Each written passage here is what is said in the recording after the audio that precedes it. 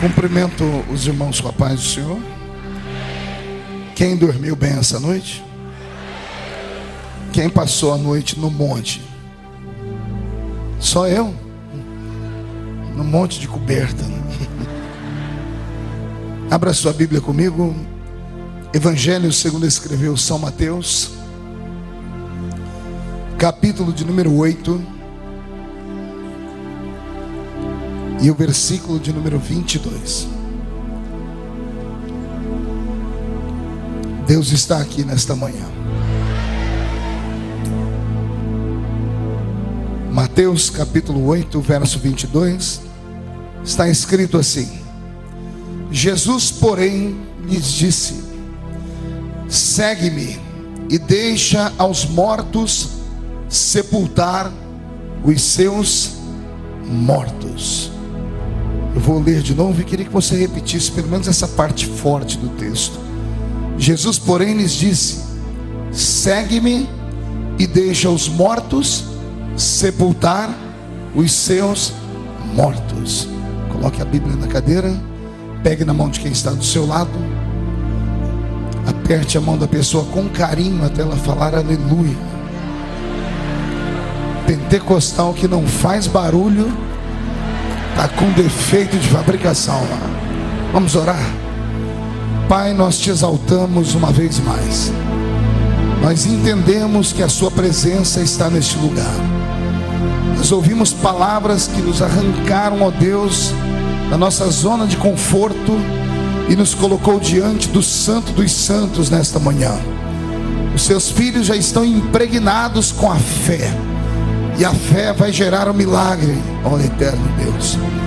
E coube a mim, neste final, trazer aqui apenas um apontamento. E eu tenho, Senhor, como meta levar esta igreja ao céu nesta manhã. E caso eu não consiga levar a igreja ao céu nesta manhã, o Senhor vai trazer o céu aqui na terra nesta manhã. E antes que eu comece a ministrar a sua palavra, cerque este lugar com a sua glória. E num raio de 5 quilômetros, onde houver um demônio alojado, eu dou a esses demônios segundos para sumirem daqui, porque se não sumirem, serão queimados pelo poder da sua glória, que aqui será derramada. Rasgue o céu sobre o templo dos anjos nesta manhã. Manda anjos de fogo descerem entre nós. Que estes anjos comecem a trazer brasas de fogo tiradas do seu altar. Comecem a esparramar estas brasas deste lugar. E onde houver um crente cheio do Espírito Santo, pega ele nesta manhã, Jesus, e mostra o caminho da verdadeira e poderosa adoração. Fala conosco, fica conosco, em nome de Jesus. E a igreja diz: os que podem, tomem o seu assento aplaudindo a Jesus, porque Ele é bom. Glória a Deus.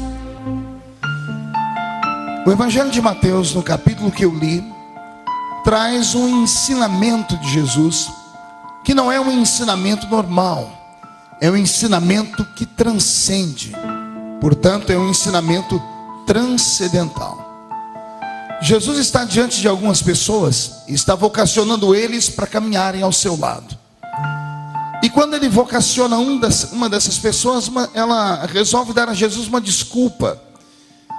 E ela diz: olha, morreu um parente meu. E Jesus, sem perder tempo, dá uma resposta a essa pessoa, que não é uma resposta esperada. Todos esperam que Jesus tenha piedade, compaixão, e diga à pessoa: vá então, sepulte, e depois você me encontra.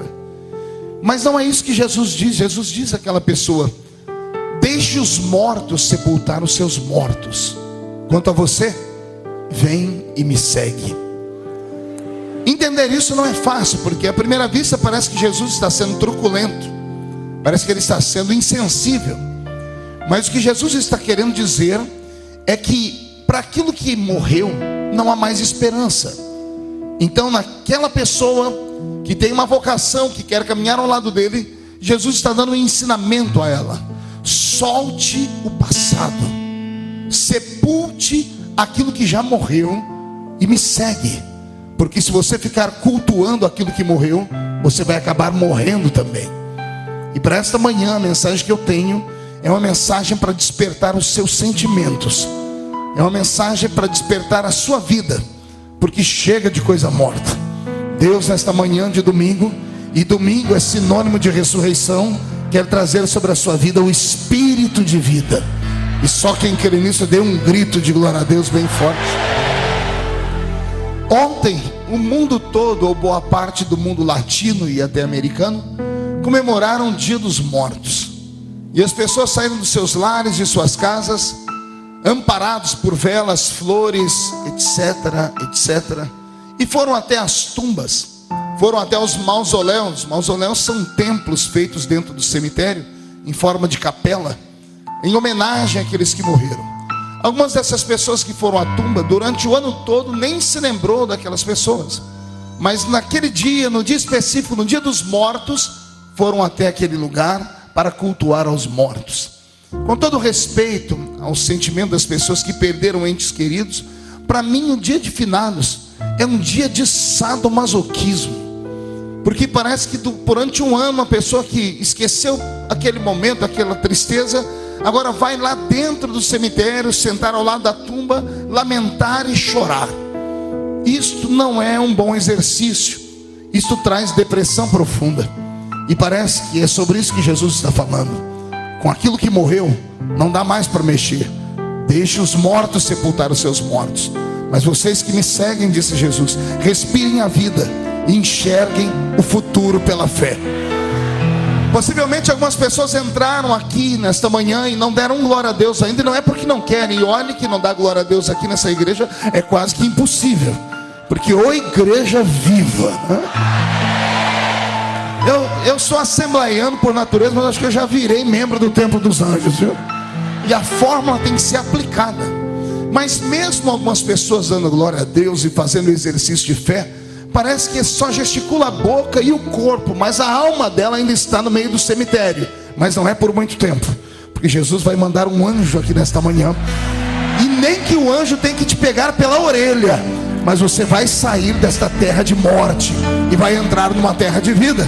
E só quem crê nisso dê um grito para acordar Belo Horizonte todo. Glória a Deus por isso. A mensagem desta manhã é curta, mas é efusiva.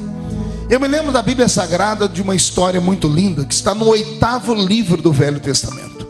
O 8º livro do Velho Testamento, na nossa Bíblia, é um livro dedicado a uma história de uma mulher, uma heroína. E esta mulher sequer era judia. Ela era mulher de uma terra maldita, de uma terra chamada Moabe. Qual o nome da terra? Quem tem memória boa e já leu a Bíblia vai se lembrar da história dela. Os moabitas eram irmãos dos amonitas. Moabitas e amonitas eram filhos de duas meninas que, por causa do desespero e por falta de habilidade e entendimento, quando viram Sodoma e Gomorra pegar fogo, quando viram a sua mãe virar uma estátua de sal, no meio do deserto pensaram que o mundo havia acabado, embebedaram o pai e mantiveram relações sexuais com o pai, num pecado grosseiro e violento, chamado de incesto. E as duas meninas que dormiram com o pai, engravidaram do próprio pai. Uma deu à luz a um menino chamado Amon, e a outra deu à luz a um menino chamado Moabe. E desses dois vieram duas nações que durante quase toda a vida foram inimigos do povo de Deus, que eram os amonitas e os moabitas. Vejam só, eram irmãos de sangue do povo de Deus, mas eram nascidos por um viés de pecado. E então os amonitas e os moabitas criaram as suas terras, e as suas terras eram chamadas de terras malditas. Qual o nome das terras? Então qualquer judeu em sã juízo jamais colocaria os pés na terra maldita, ou se mudaria para a terra maldita. Mas a Bíblia Sagrada nos conta, no 8º livro do Velho Testamento, no livro de Ruth, que um homem chamado Elimeleque, que tinha uma esposa por nome Noemi, e esse casal tinham dois filhos, um se chamava Malom e o outro Quilion.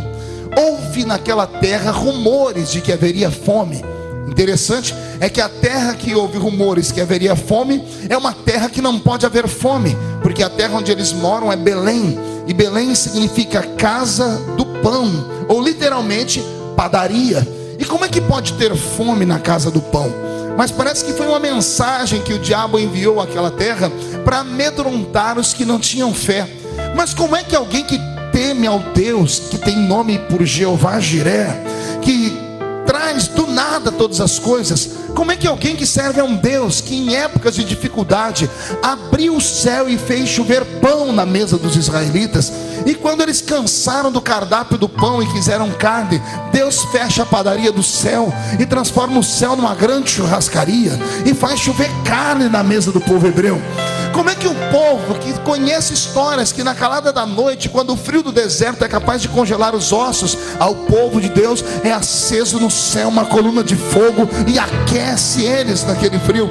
Como é que o povo que durante o deserto, no calor causticante de quase 50 graus, enquanto a pele dos beduínos do deserto está sendo estorricada, eles caminham no deserto debaixo de uma sombra que vinha da nuvem chamada Shekinah?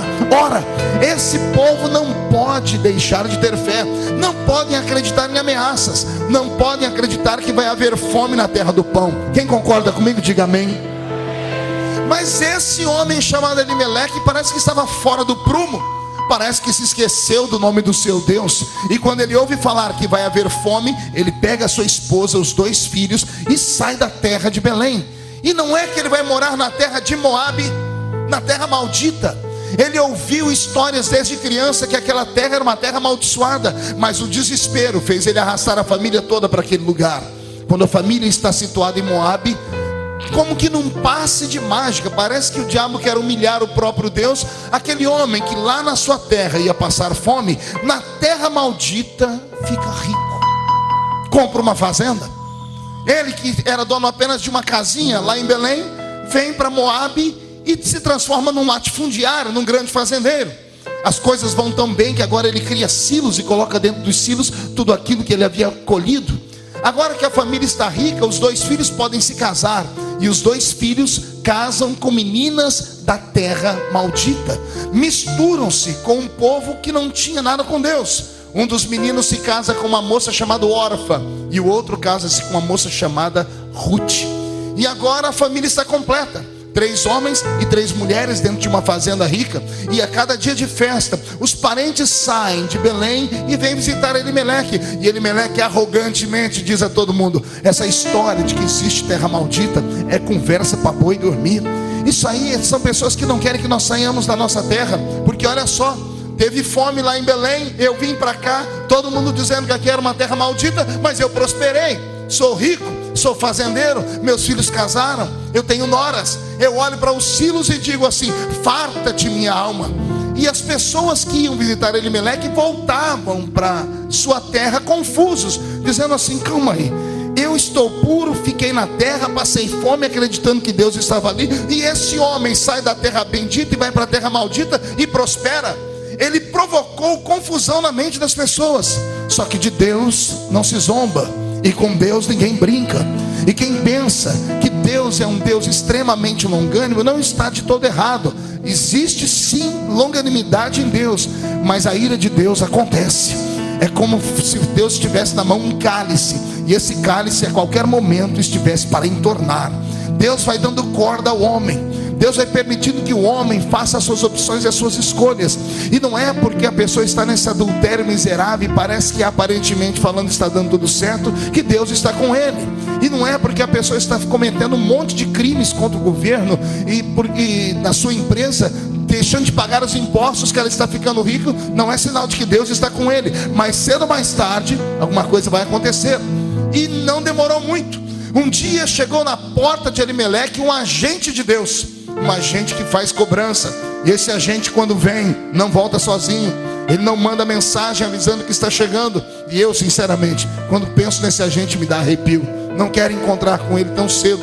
Quando Elimeleque atende a porta da sua casa, na porta da sua casa está a dona Morte. A morte é um espírito que executa os pensamentos de Deus. Quando a morte abre a porta, não dá tempo de Elimeleque fazer um testamento, não dá tempo de ele despedir da sua família. Elimeleque morre. E ao morrer Elimeleque, morre o esteio da família. Noemi fica viúva. E agora ela tenta se apoiar nos 2 filhos. Mas a minha Bíblia diz que dias depois morrem os 2 filhos. Morreram todos os homens da casa. E agora que morrem todos os homens da casa, sobram 3 viúvas. 3 mulheres ricas, 3 mulheres com uma fazenda gigantesca, mas 3 mulheres com um vazio no coração. Porque nem toda a riqueza do mundo supre a carência afetiva. E quem já teve problema com afetividade sabe do que eu estou dizendo. E agora que acontece algo extraordinário que poucas pessoas fariam. A minha Bíblia diz que Noemi olha para o céu e se lembra de onde ela saiu. E ela pede a Deus uma segunda chance. É como se ela diz assim: Senhor, não me mata também não, porque quem me trouxe para cá foi meu marido e o Senhor já puniu ele. Os meus filhos contraíram casamento com mulheres de terra maldita e o Senhor já puniu eles. Então antes da punição, Senhor, eu largo tudo e volto para Belém. Eu vou voltar para a terra do pão. Vou voltar para o lugar de onde eu nunca tinha saído. Vou voltar para a terra abençoada dos profetas. E quando ela põe isso no coração, ela tem que chamar as 2 meninas, as herdeiras daquela fazenda. E ela diz para as 2: olha, vocês são jovens, voltem para a casa de vocês, voltem para o recanto dos seus pais. Vocês não tiveram filhos, então vocês vão ter facilidade de contrair novos casamentos. Se ficassem comigo, ainda que eu me casasse, sou velha, se eu tivesse filhos, até eles atingirem a idade de se casar com vocês, vocês já seriam velhas. Então por favor, sigam o seu caminho. As 2 meninas confabulam. A menina chamada órfã olha para Noemi, usa a razão e diz: ela tem sentido que essa velha está falando. Se eu ficar com ela, eu vou me perder na vida, vou ter que sustentar essa velha. Eu sou jovem, vou voltar para minha casa, vou ficar aqui curtindo a minha solidão com os mortos que eu sepultei, e vou ficar por aqui mesmo.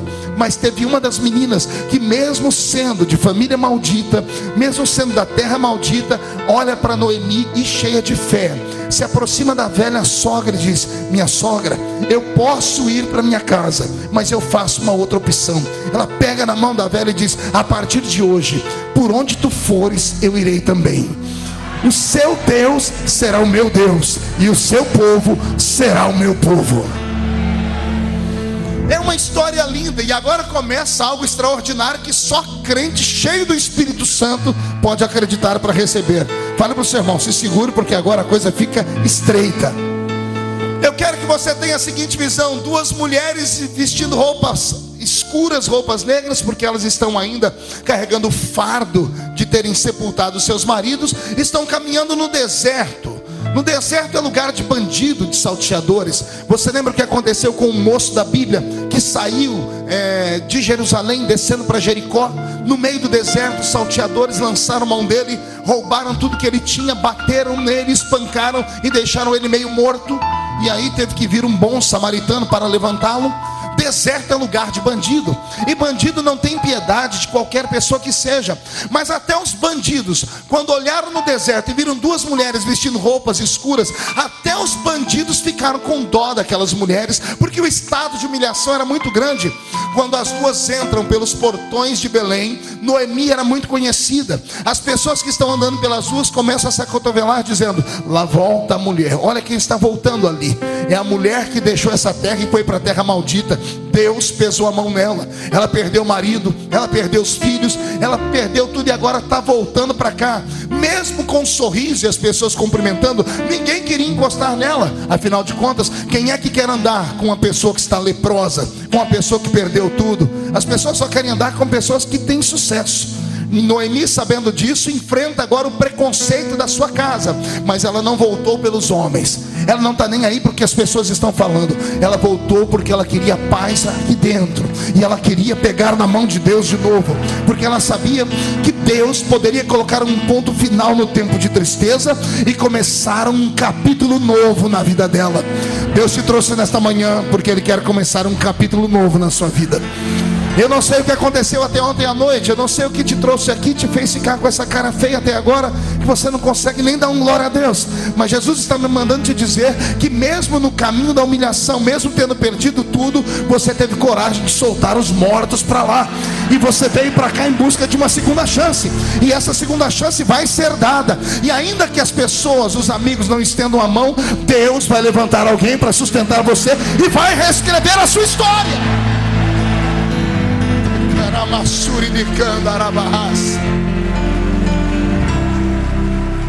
Noemi é velha, ninguém quer dar trabalho para uma velha, ninguém quer dar serviço. Noemi está cansada. Ela entra dentro de um quarto, de um cômodo e se isola. A menina que está com ela é bonita e diz para ela: Noemi, eu vou sair em busca de um trabalho, porque você precisa comer e eu também. E a menina, por ser bela, muito bonita, ela passa pelo comércio da cidade e as pessoas até dão atenção. Pois bem, o que você precisa? Eu queria trabalhar na sua casa, limpando aqui. Eu queria trabalhar no comércio, vendendo. A entrevista ia bem, até quando as pessoas perguntavam de onde ela era. Porque quando ela dizia que era de Moabe, todo mundo empurrava ela para fora e dizia assim: desculpe, mas aqui não tem lugar para ninguém que é maldito. Você já perdeu tudo lá, se entrar na minha casa, vai fazer eu perder tudo aqui também. A cidade toda virou as costas para aquela menina. Ela poderia ter voltado para Noemi e dizer assim: eu não vou ficar no meio desse povo preconceituoso não. Eu vou voltar para minha terra porque meu pai e minha mãe têm condições de me sustentar. Mas ao invés dela fazer isso, ela levantou o queixo, levantou a cabeça e saiu da cidade e foi para o meio das roças, das fazendas que lá existiam. Ela estava determinada a não viver mais em humilhação, até que ela chega em uma fazenda que se plantava ali algumas espigas de um certo cereal. E ela chega diante do capataz da fazenda e faz uma entrevista com ele. E o moço vê a menina bonita, qualquer homem para falar com a mulher bonita. E ele deu atenção a ela até que ela revela o nome dela e de onde ela era. Quando o homem ouve ela falar que ela é de Moabe, uma terra maldita, e é viúva, ele começa por dentro a dizer: gente maldita tem que sofrer mesmo. E aqui não tem serviço para mulher, porque é uma roça. Em roça só homem trabalha, porque homem aguenta o peso do sol quente, aguenta carregar peso de verdade. Mas ele, para humilhar aquela menina, dá a ela um emprego. Fala: ó, tem aqui uma eira, você vai passar por essa eira e vai colher espigas do onde tá vendo esses capatazes, esses homens colhendo aí, você vai ter que fazer o mesmo serviço deles. Mesmo ela sabendo que não tinha condições físicas para aquilo, ela precisa trabalhar. Então ela encara, ela não tem medo, ela não é covarde, ela não tem força, mas ela tem vontade. Eu vou repetir de novo: ela não tem força, mas ela tem vontade. Deus não está procurando ninguém forte aqui nesta manhã, pastor Jerônimo, mas Ele está procurando alguém que tenha vontade. Se você tiver vontade, é meio caminho andado já. É meio caminho andado. Deus é fiel. E é nessa história que o milagre vai acontecer, porque essa menina recebe um balaio. Quem conhece balaio aqui? Gente, eu estou na capital, vocês só conhecem carro importado e casa bonita. Balaio é coisa de gente que nasceu na roça. Pois bem, então aquela menina Ruth recebeu um balaio. Ela amarrou o balaio na cintura e vai andando no meio daquela eira. É como se fosse quebrar espigas de milho. Você já viu catar milho aqui? A pessoa vai, pega o milho, vai quebrando, coloca aqui dentro do balaio. A mão vai enchendo de ferpas, de farpas, vai criando calo, o sol quente vai queimando o rosto. E a menina começa. O problema é que ela não tem força, ela é uma donzela. Ela era filha de um fazendeiro e casada com um fazendeiro. Era uma menina rica, deixou tudo para seguir uma velha. E agora, para poder sobreviver, tem que trabalhar na roça. Então o trabalho que ela está tentando fazer é impossível, ela não vai conseguir executar nunca. E o homem deu emprego para ela a propósito, só para debochar dela, só para ter historinhas para contar. E enquanto ela está tentando aqui colher, enquanto um homem termina uma eira inteira, ela está em 1/3 da eira ainda tentando trabalhar. Todas essas pessoas que colheram naquele dia param para vê-la. Enquanto ela está lá na frente tentando trabalhar, tem um monte de homem rindo e todo mundo se acotovelando, dizendo: também é maldita, é de Moabe, é filha de incesto, é viúva, tem que se lascar mesmo, tem que sofrer mesmo. E está todo mundo aqui rindo dela, o capataz, os empregados e quem estava ali. Até que de repente a cena muda. Chega um barulho de carro. Não era carro importado, era carruagem puxada por cavalos, mas era uma carruagem real, uma carruagem pintada de dourado. Quando abre a porta da carruagem, desce um homem perfumado, desce um homem bonito, desce um homem milionário, desce um homem milionário, bonito, perfumado e solteiro. Não, ninguém entendeu, eu vou desenhar de novo aqui. Desce um homem bonito, perfumado, rico e solteiro. E ele vê todo todo mundo rindo, aquele mundaréu de homem dando gargalhada, se murmurando. Quando ele chega, todo mundo quieto. Diz: o que vocês estão fazendo aqui? Então, nós estamos rindo daquela moabita. Só de falar moabita já dava asco, dava vontade de se coçar. A terra maldita, a terra rejeitada, a terra do incesto. E quem é essa menina? E o capataz dizendo: essa aí é uma zinha que apareceu por aqui pedindo emprego, e eu botei ela naquele emprego ali só para humilhar ela, porque gente que vem de Moabe tem que se lascar. Gente que perdeu tudo, que tudo está tudo morto, tem que se lascar mesmo, não é verdade? Dono da fazenda. O dono da fazenda, ao invés de rir, ao invés de acompanhar aqueles meninos, para por um momento e olha para aquela moça. Congela a imagem. Enquanto ele está olhando para a moça, lá no céu abre uma janela. Debruça sobre aquela janela um Deus que é romântico. Você não entendeu, vou falar de novo. Debruça sobre a janela um Deus que é romântico. O Deus que é romântico olhou para Ruth. Até Deus olhou para aquela menina e deve ter dito: o que essa moabita está fazendo na minha terra que é santa? O que essa mulher do incesto que perdeu o marido, eu puni ela, matei o marido dela, está fazendo ali? E quando Deus olha para ela, ela toda queimada do sol, com a mão cheia de calo, tentando trabalhar, por dentro ela vai dizendo: eu só estou aqui porque a minha sogra me disse que o Deus dela é o Deus que não faz acepção de pessoas, que o Deus dela é o Deus que abre porta onde não tem porta. A sogra conseguiu converter aquela nora.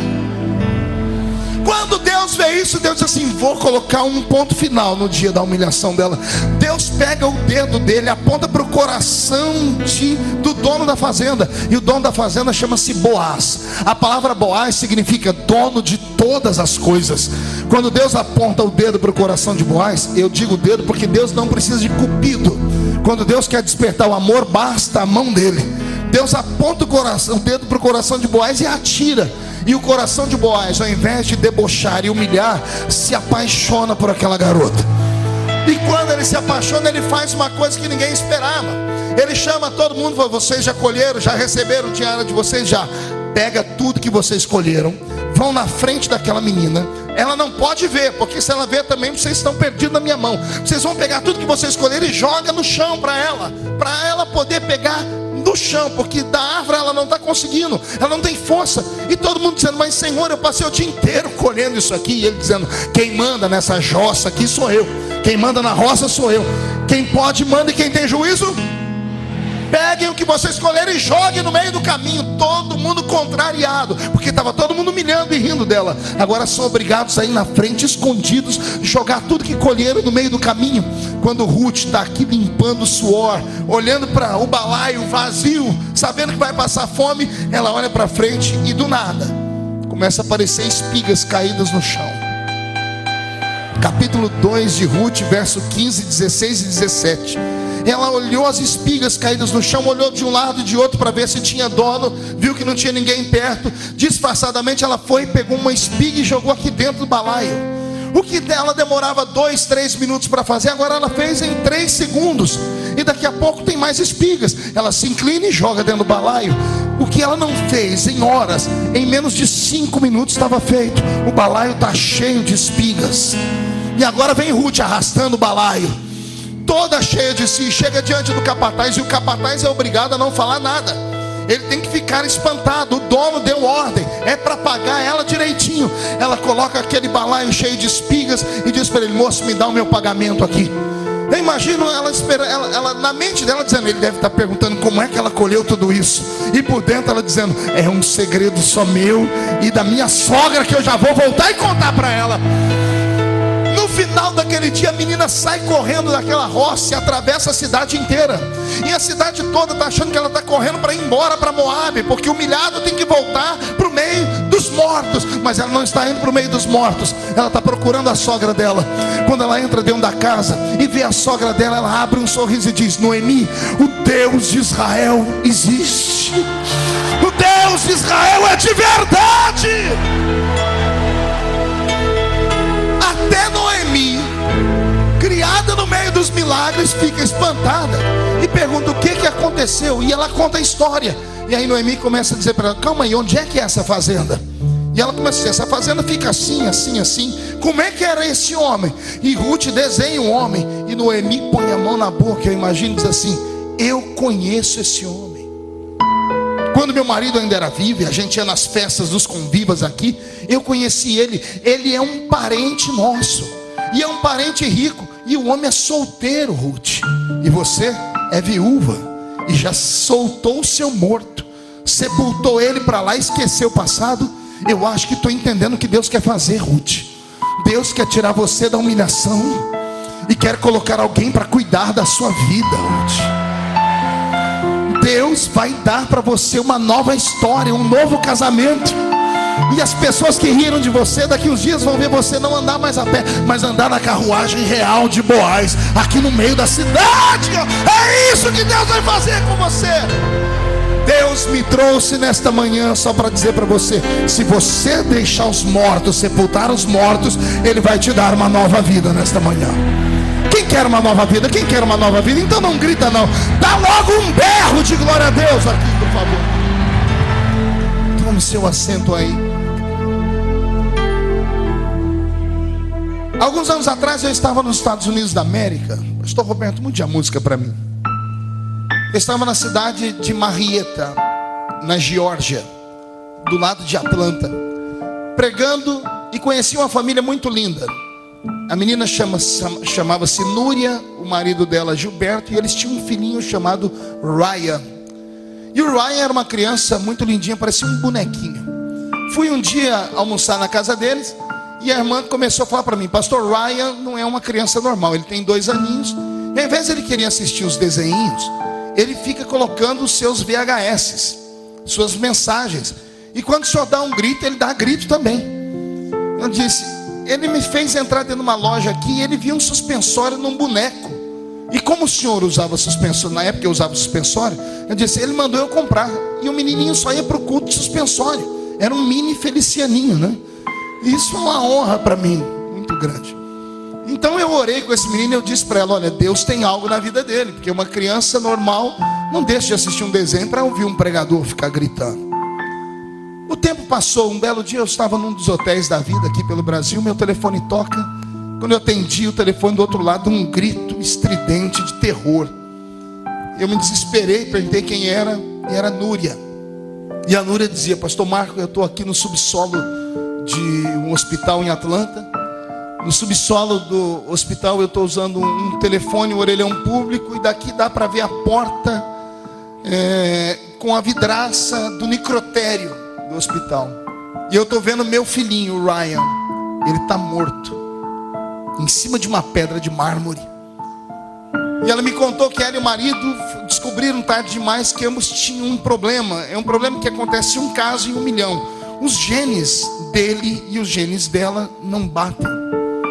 Nasce o bebê, chega até uma estatura e o bebê definha e morre. Foi assim com 2 filhos deles. Só que o Ryan parecia ter uma promessa. Era um menininho que gostava de ouvir pregações. Eles acreditavam piamente que ele teria sido livre dessa maldição. Mas o menino morreu. E ela do outro lado da linha gritando, diz: pastor, mas o meu filho não tinha uma chamada. Pastor, o senhor não orou pelo meu filho? E ela fez um monte de perguntas, e aquelas perguntas que não têm resposta. São perguntas de cunho filosófico, não é nem questão de sentimento. São perguntas, por exemplo: por que sofre o justo? Por que você, mesmo sendo dizimista, às vezes tudo na sua vida escamba? Por que você, sendo fiel ao seu marido, descobriu um bilhetinho dentro do bolso dele e ele estava andando com outra mulher? Por que sofre o justo? Por que pessoas estão aqui dentro agora, temente a Deus, mas o filho está em casa, num leito de dor, enquanto o filho do ímpio, que é maconheiro, que é macumbeiro, que sabe Deus o que é, tem saúde e anda correndo pela cidade? Por quê? Por quê? Tem coisas que não tem explicação, tem coisas que o crente não tem que entender. Para viver nessa vida, ele é obrigado a aceitar e aguardar o que Deus tem pela frente. E eu disse para ela: Núria, Deus sabe de todas as coisas. E eu sei que essa resposta não supra a carência da pergunta. Voltei à cidade dias depois, fui até Atlanta, orei com eles. E eles tentaram conviver, mas começaram a ter uma discussão entre ela e o marido. Toda vez que um brigava com o outro, um jogava na cara do outro que os genes deles eram podres, aquela baixaria que acontece em casamentos que estão à beira de uma destruição. Resultado, se separaram. Voltei à cidade outras vezes. Gilberto, homem, parece que tem mais facilidade de lidar com tragédias, conseguiu uma nova pessoa, casou e tocou a vida dele. Núria não. Núria, sendo uma menina nova e bonita, a última vez que eu havia visto naquele período, ela parecia uma anciã, uma velha, semblante descaído, não tinha mais vida, não tinha mais alegria. Fui à casa dela um dia para almoçar com ela e com a mãe, e a mãe dela disse: olha, a vida dela é terrível, ela não sai, ela não conversa com mais ninguém, é do trabalho para cá, é chorando. Quando o almoço estava pronto, eu fui até o lavabo lavar a minha mão, passei por uma porta entreaberta e fui impelido a empurrar a porta. Quando eu empurrei a porta, eu entrei dentro do quarto que era do Ryan, e o quarto dele parecia um santuário. O menino já tinha morrido fazia 2 anos, mas o quarto era como se o menino ainda fosse vivo. Ela fazia questão de perfumar o quarto todo dia com o perfuminho que ele usava. A cama ela trocava todos os dias. A mãe dela me disse depois que ela passava por dia no mínimo 1 a 2 horas ali dentro. Ela pegava a roupinha do menino, abraçava, pegava as fotos, conversava com os objetos. Ela fez isso por 2 anos. E quando terminou aquela cena, eu entendi o que estava acontecendo. Eu sentei com ela na sala e disse: Núria, você pode nunca mais falar comigo, mas enquanto você não deixar o Ryan ir embora, enquanto você não sepultar o seu morto, você não vai viver.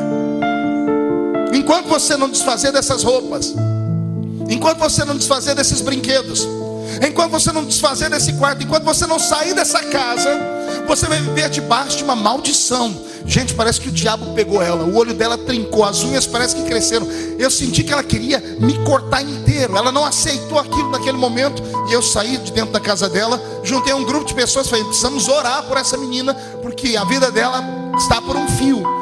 E não há nada que a oração de um justo não faça.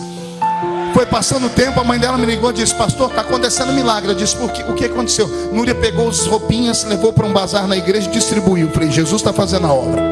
Passou mais um tempo, ela disse: pastor, a Núria conseguiu desfazer dos brinquedos. Eu disse: Deus está fazendo a obra.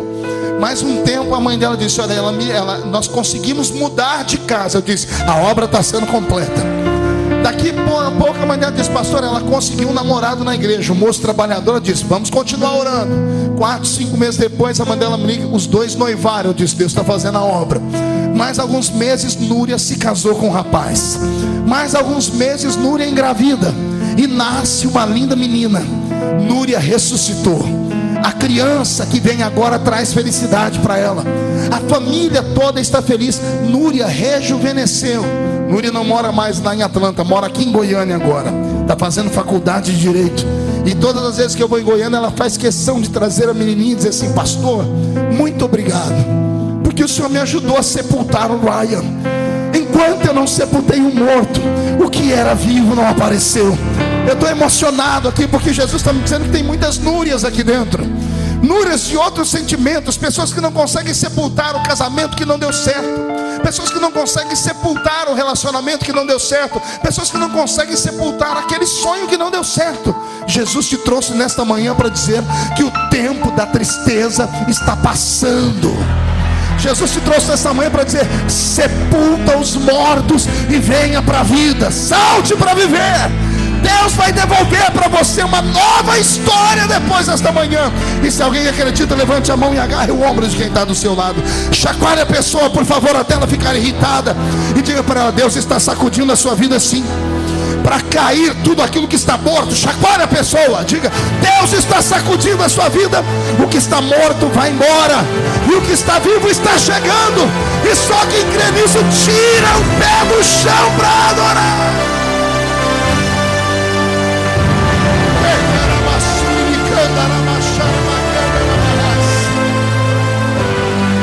Pegue na mão de quem está do seu lado agora, de pé, todos de pé. Aperte a mão do seu irmão, vê se ele está vivo. Diga para ele: você está entendendo, né? Diga: se não soltar o que é morto, o que é vivo não vai chegar nunca.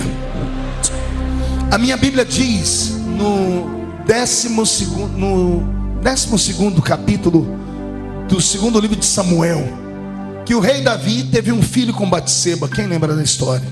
O menino morreu, mas enquanto o menino estava doente, a Bíblia diz que Davi fez um jejum de 7 dias. Ele jejuava para Deus curar o menino, mas o menino estava debaixo de uma maldição. Era o preço do pecado dele com Batseba. Ele havia dito que Deus deveria cobrar 4 vezes do pecado dele. Então Davi está pagando um preço alto. Mas enquanto o menino está vivo, ele tem esperança, e ele jejua, e ele ora, até que um dia o menino morre. Os homens que vieram trazer o recado para Davi não têm coragem, porque eles dizem assim: se estando o menino vivo, Davi está nessa situação deplorável, magro, de tanto jejuar e orar, se a gente falar que o menino morreu, é perigoso ele fazer uma besteira e se suicidar. Mas eles não sabiam que Davi tinha estrutura emocional. Davi apressa o passo e pergunta: o que aconteceu? O menino morreu? E eles, com medo de dar resposta, mas é o rei perguntando, falam: sim, o menino morreu. E todo mundo espera Davi se jogar no chão, dar um tiro na orelha, pular do 2º andar da casa, mas ele não faz isso. A Bíblia diz que, tendo ouvido Davi que o filho estava morto, Davi se levantou da oração, tomou um banho, se alimentou, entrou dentro do santuário, levantou as 2 mãos e disse: glórias e graças eu te dou, porque o Senhor é o Deus que cuida da minha vida. Davi saiu dali e entrou no quarto da esposa, e ao invés de choramingar com ela, ele levantou o queixo dela e disse: você é bonita e é jovem, o Deus de Israel pode dar outros filhos a nós, pode nos dar uma segunda chance. Ele levantou a estima da mulher, abençoou a vida dela, e naquela noite namoraram ainda. E a minha Bíblia diz que Batseba engravidou de novo. E quando ela está grávida, o Deus de Israel, que estava triste com o adultério de Davi com ela, que matou o primeiro filho, olhou agora para a atitude de Davi, para a atitude da mãe, e olhou para o ventre dela e viu o feto que estava crescendo na barriga dela. E olha o que Deus faz. Deus chama Davi e diz: Davi, esse menino que está nascendo aí, eu imagino Davi dizendo: o senhor vai matar também? Estou dizendo: não, esse é diferente. Por quê? Não sei, Davi, eu me apaixonei por essa criança. A minha Bíblia diz: e Deus amou Salomão. Você não entendeu, eu vou falar de novo. Do mesmo ventre que saiu um menino que Deus matou de ira, agora nasce outro. E esse outro, Deus diz: esse aí eu vou abençoar ele muito. Vai ser um grande rei, vai ter tanta riqueza como nenhum homem antes teve. Sabe o que eu aprendo? Segure aí para não cair. É que a glória da segunda casa será maior do que a glória da primeira. O novo relacionamento que Jesus vai te dar, pega isso, vai ser fruto de felicidade. Você vai andar na rua com um sorriso de orelha a orelha. A sua felicidade vai ser tão grande que você vai andar de felicidade em felicidade, e a sua felicidade vai impregnar todo mundo que estiver ao seu lado. Vai ser um tempo de tanta alegria que até a sua família vai começar a dar gargalhada à toa. Pastor, o que o senhor está dizendo? Eu estou dizendo que o morto já foi sepultado e começa hoje um tempo de vida dentro da sua vida. Quem acredita nisso, segure a mão do seu irmão agora, feche os olhos, porque eu vou orar.